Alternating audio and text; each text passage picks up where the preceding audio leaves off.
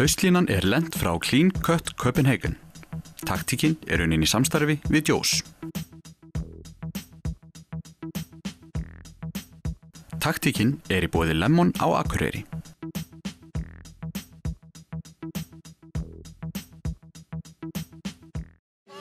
Let's go!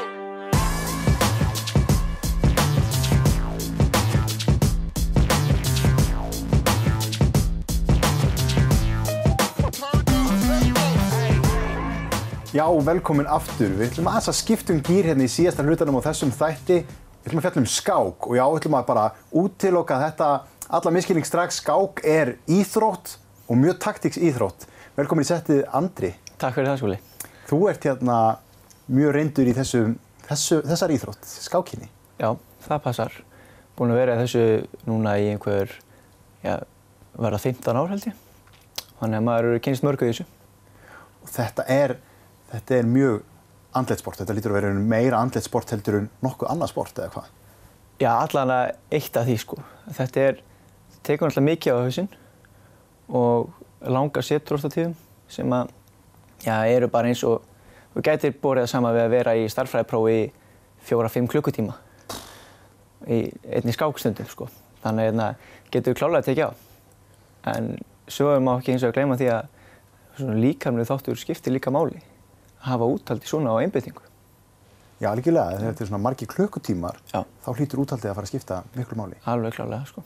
Og það þá aðalega andleg orka sem þú ert að leitast eftir eða einhverju líkamleg þætti sem þú ert að æfa í skákinni?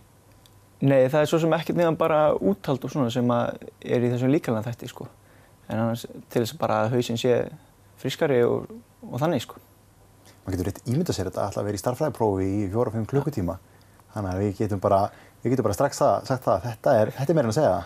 Já, klárlega. En svona á æfingum, hvernig myndir þú byggja upp æfingu í skák? Já, það sem sagt, skák skiptist í rauninni upp í þrennt, eða svona í grunn. Það eru byrjanir og svo eru miðtöfl og endatöfl sem að gilda semst yfir ákveðna hluta skákarinnar. Og þetta rauninni allt sem að þarf að þjálfa í raun og veru. Það náttúrulega það sem langskemmtilegast eins og fyrir eiginlega bara alla skákmenn, það að máta andstæðinginn. Og þannig að þegar maður til dæmis með byrjendur í skák, þá það eitt af því fyrsta sem maður gerir með þau. Það að kenna þeim að máta, því að það líka þess að þeim finnst langskemmtilegast. Það lítur að vera bara eins og með að þjálfa upp aðrar íþróttir, þú skorar mörk í fótbolta og handbolta, þannig að það hefur eitthvað svona til þess að stefna að og sigrast á. Ja, alveg klárlega. Þetta bara eins og þú talar fótbolta og það er að skipta því niður í marga þætti til að þjálfa og það bara akkurat eins og skákina. Við leggjum jafn mikla áherslu á alla hluti skákarinnar bara rétt eins og aðrir íþróttamenn gera, sko. Hvernig það með skákina? Þarftu að hafa einhverja svona hæfileika til þess að byrja með eða hægt að þjálfa þetta upp að stóru leyti? Já, það klárlega hægt að þjálfa þetta upp. Bara með tíma og leggja hart að sér. Það eru auðvitað margir eins og í þessu, eins og í mörgum öðrum íþróttum sem að fæðast með eitthvað svona aðeins náttúrulegt. En eins og ég tala fyrir mig að þá hef ég komið mér á þann stað sem ég í dag bara með því að leggja hart að mér, sko. Meira heldur en hafa einhverja meðfædda hæfileika. Það eru margar típur af þessu líka. Það skák sem tekur langan tíma sem hver leikur mjög úthugsaður. Síðan líka til eitthvað sem heitir hraðskák. Það hlýtur að vera allt öðruvísi að þjálfa það upp. Já, alveg klárlega. Það oft þá bara með svona 3 mínútur til 5 mínútur sem að hvor hefur þá. Og þær skákir, þá þarf það náttúrulega að vera mjög snöggur að hugsa og leika. Og það mjög skemmtilegt og líka í bland við hitt og jafnvel mjög skemmtilega fyrir marga. Af því að þarna getur við tekið marga skákir í einu og það alltaf mikið spenna í þessum. Þetta svolítið eins og í langhlaupi og svona spretthlaupi þetta ekki endilega sömu sem eru góðir í hraðskákinni og hinni? Nei, það einmitt akkurat málið. Þetta helst ekkert alltaf hendur. Auðvitað það þannig að þeir sem eru sterkir í lengri skákunum eru oft líka sterkir í hraðskákunum. En það eru margir sem oft finnst þægilegra að hafa smá tíma til að hugsa og ákveða sig og eru það sterkir í því, meðan aðrir eru mjög góðir í því að leika bara í núinu og standa sig mjög vel í hraðskákinni þannig.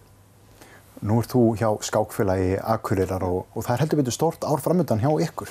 Herðu já, skákfélagi verður sem sagt 100 ára í næsta febrúar og það margt sem í rauninni á að gera í tilefni þess og eins og var núna daginn var undirritað samningur við Akureybæ skákkennslu í skólum, einhverjum 5 grunnskólum í bænum. En það í rauninni ekki eina sem við erum að gera. Við verðum líka með marga svona minni viðburði líka á dagskrá. En það sem kannski stærsta hjá okkur á döfinni á þessu starfsári og verður mánaðamótin maí-júní á næsta ári. Það semst að höldum semst Íslandsmótið í skák sem verður opið sem þýðir rauninni það að það geta líka erlendir keppendur tekið þátt. Þannig að þarna erum við að sjá fram á að fá bestu skákmenn landsins til Akureyrar að keppa auk þess sem að vonandi einhverju erlendir stórmeistarar fara að taka þátt líka.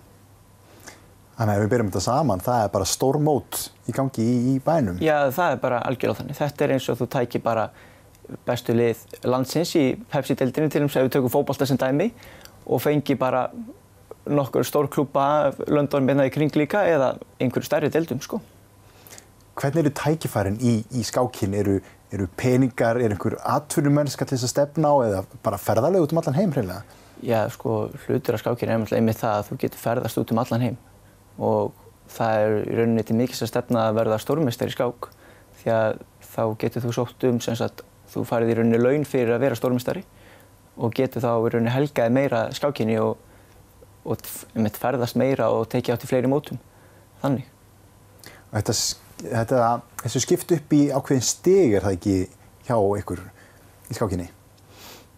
Jú, það í rauninni, þú byrjar sem sagt, þessar stórmeistari í rauninni það hæsta sem að þú getur verið og allir bestu skákmenn heimi eru stórmeistarar og við Íslendingar hafa átt 14 þannig.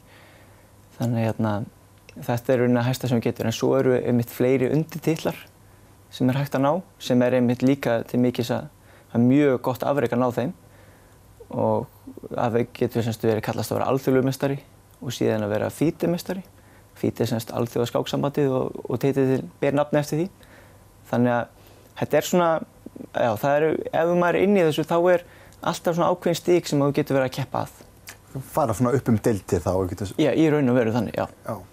Er eitthvað svona inntökuskilyrði inn á þessi helstu mót? Þarf maður að vinna sér inn einhver ákveðin lágmörk, ef við getum kallað það? Nei, í rauninni ekki. Og eins og bara með öll mót sem að félagið hérna er með í bænum að það í rauninni geta allir tekið þátt. Það er engin krafa á það hversu góð þú ert eða hversu mikið þú kannt. Það geta í rauninni allir tekið þátt og það er þannig með langflest mót og bara öll mót sem er á Íslandi að það í rauninni skiptir engu máli hvar þú staddur, það geta allir tekið þátt. Og skák er fyrir alla.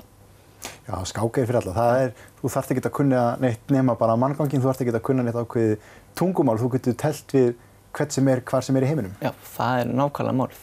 Og það sem er svo frábært í skákinni líka það að það geta allir telt og það skiptir ekki máli hversu gamall þú ert. Þeir sem eru 5-6 ára og nýbyrjar að læra mannganginn, þeir geta vel telt við einhverja sem eru 70-80 og bara tekja á. Af því að það skiptir ekki öllu máli hversu gamall þú ert og þetta er eitthvað sem þú getur gert alltaf. Þú veist, það er hvort sem þú ert ungur eða gamall, skákin er eitthvað sem allir geta gert. Og þetta er hugarleikfimi, þú ert að þjálfa hugan, þannig að þetta skiptir kannski bara alveg eins miklu máli að læra þetta eins og íslensku eða stærðfræði eða hvað sem er þetta í skólanum. Klárlega hjálpar alltaf mikið til með hausinn og einbeitingu og annað slíkt, sko. Og rökhugsun og geta hugsað fram í tíman og eitthvað álíka þannig. Þannig að þetta er klárlega mikilvægur þáttur í því. Takk hérlega fyrir spjallið, Andri, og opna þennan nýja heim fyrir mér sem skákin er. Þetta er miklu meiri íþrótt en ég gerði mér grein fyrir. Og þakka ykkur áhorfendur kærlega fyrir áhorfið í þessum þætti. Við sjáumst í næstu viku.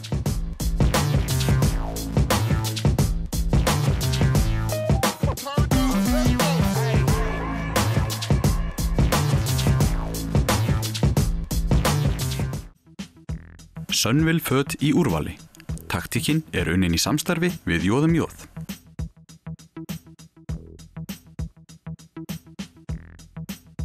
Taktíkin er í boði Lemon á Akureyri.